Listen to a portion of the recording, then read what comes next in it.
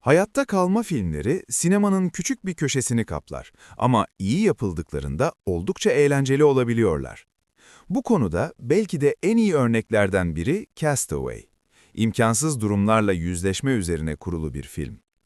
Sam Raimi'nin Send Help filmi bu tanıdık fikri tersine çeviriyor.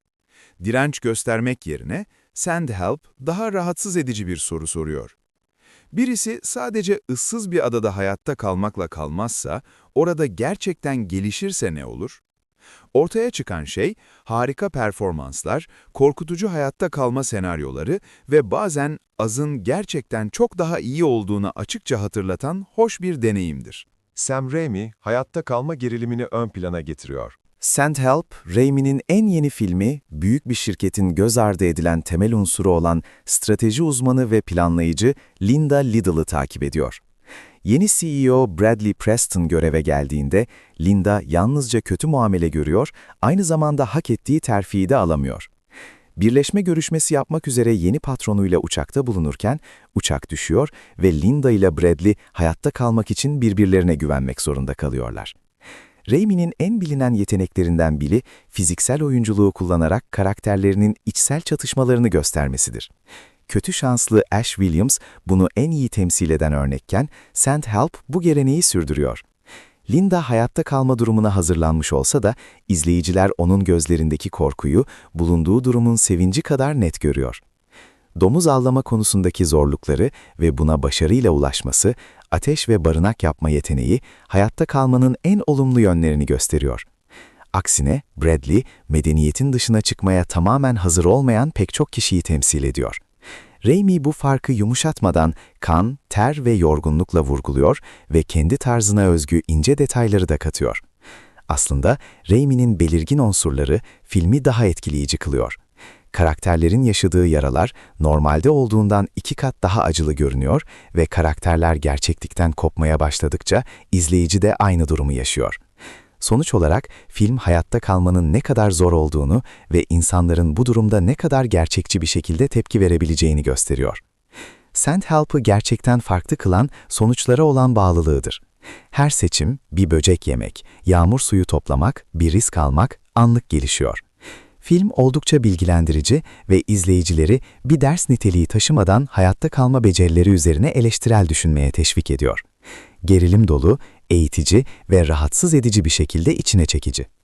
Send Help, Raimi'nin Drag Me to Hell gibi daha hızlı tempolu eserlerine göre daha fazla duraksama içeriyor olsa da tehlike her zaman tehliker bir şekilde mevcut. Huzurlu geçen her an McAdams ve O'Brien arasındaki müthiş uyum sayesinde kazanılmış gibi hissediliyor. Aralarındaki diyalogda söylenenlerin ötesinde karakterlerinin iç düşünceleri hakkında daha çok şey söylenmemiş durumda. Bu, filmin temel temasına zemin hazırlıyor, gerilimi canlandırıyor ve Send Help'ın zaman zaman kurbanı olduğu hayatta kalma anlatısının doğal anlamsızlığını kırıyor. Send Help, çarpık bir güç fantezisi sunar. Yardım gönderin en iyi şekilde işleyen teması, değer verilmeyen çalışanların üstlerine karşı güç fantazisinin sağladığı rahatlatıcı his. Dünya adaletsizlikle dolu ve bu özellikle iş dünyasında sıkça görülüyor. American Psycho gibi filmler bile bu acımasız ortamı gösteriyor. Ancak Yardım Gönder, bunu eşitler perspektifinden değil, çalışan ile işveren arasındaki ilişkiden ele alıyor.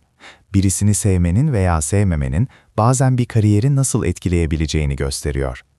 Medeniyette Bradley yönetici konumundayken, Linda ne kadar yetenekli olursa olsun kendini gösterme fırsatı bulamıyor.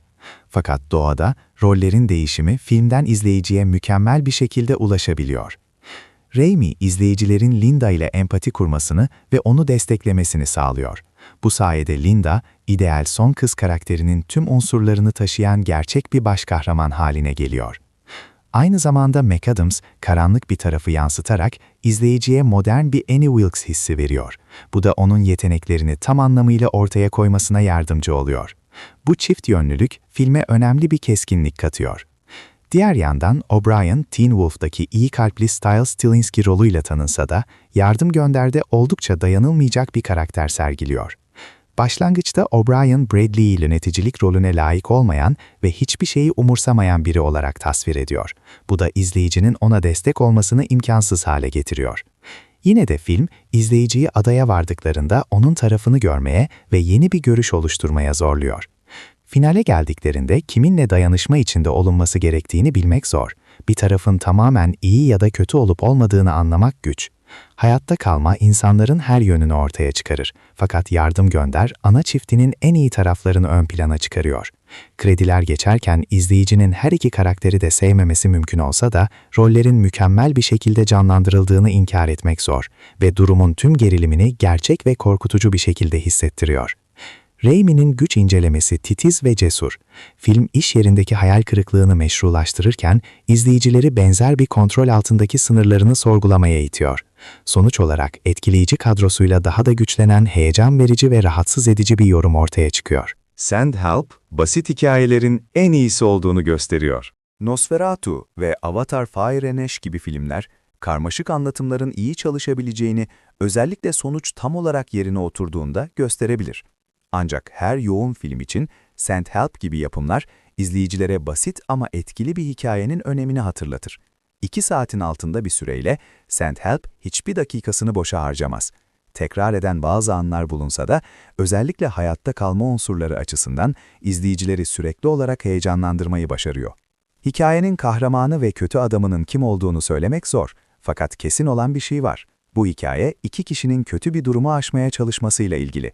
İlginç olan, bu kişilerden birinin durumu fazla sevinçle karşılaması. Yine de bu fikirler izleyici için derin ve zorlayıcı olmayı amaçlamıyor. Daha çok kimsenin sonunu bilmediği çarpık bir sosyal deney gibi görünüyor.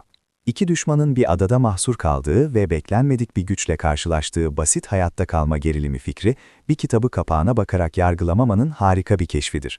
Linda güçlü, yetenekli ve yenilikçi. Bradley ise sinsi, zeki ve akıllı. Tamamen tuhaf bir çift olmalarına rağmen gerilimi sürekli koruyorlar. Sandhelp, geleneksel bir korku filmi değil ve gerilim kategorisinde kısmen yer alsa da hayatta kalma hikayesi olarak mükemmel bir iş çıkarıyor ve Raimi'nin film yapımındaki çok yönlülüğünü ortaya koyuyor. Film, onun bir sonraki projesi için heyecan yaratıyor. Dikkate değer tek zayıflığı, CGI ve yeşil ekran kullanımlarının sınırlı olmasında yatıyor. Bu durum zaman zaman belirgin olsa da sık olmadığından dolayı kolayca affediliyor. Sam Raimi, Rachel McAdams veya Dylan O'Brien hayranları için keyifli bir film. Sandhelp, komik, rahatsız edici ve keskin bir şekilde özgün, Hollywood'un en sevilen yaratıcılarından birine açılan heyecan verici bir kapı sunuyor. Ve jenerik bittiğinde, izleyiciler belki de asla kaçmayı gerektirmeyen bir duruma dair bir filmden beklediklerinden daha fazla şey öğrendiklerini fark edecekler. Sandhelp, dünya genelinde 30 Ocak 2026'da sinemalarda.